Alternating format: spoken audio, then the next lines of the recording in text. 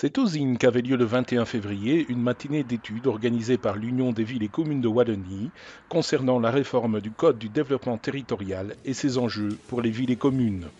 La réforme du Code d'été entrera en effet en vigueur pour sa partie décrétale le 1er avril de cette année. Des changements importants sont ainsi annoncés, ce qui ne sera pas sans impacter les autorités communales et le développement de leur territoire. Avec le soutien de la Wallonie et pour préparer à l'entrée en vigueur de la partie décrétale, l'Union des villes et communes de Wallonie a donc mis sur pied un cycle de formation ambitieux, étalé sur plusieurs mois et destiné à appréhender l'ensemble de la question. Cette première matinée du 21 février constituait donc un premier rendez-vous en prenant la mesure de la question en 4 grands volets: l'optimalisation spatiale, la prévention des inondations, le développement des implantations commerciales et la fluidification des procédures. Celle-ci rassemblait plus de 250 participants et, fait nouveau, était suivie en ligne par plus de 700 internautes qui pouvaient, au fur et à mesure des débats, intervenir et poser des questions.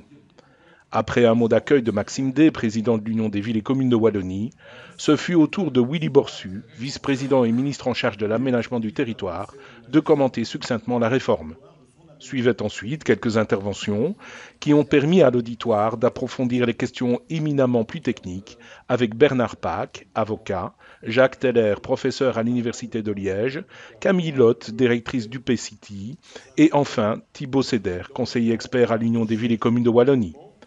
Un colloque à grand succès donc, pour une matière qui certes n'a pas fini de parler d'elle. Les membres de l'Union des villes et communes de Wallonie trouveront d'ailleurs dans le mouvement communal d'avril un article à ce sujet.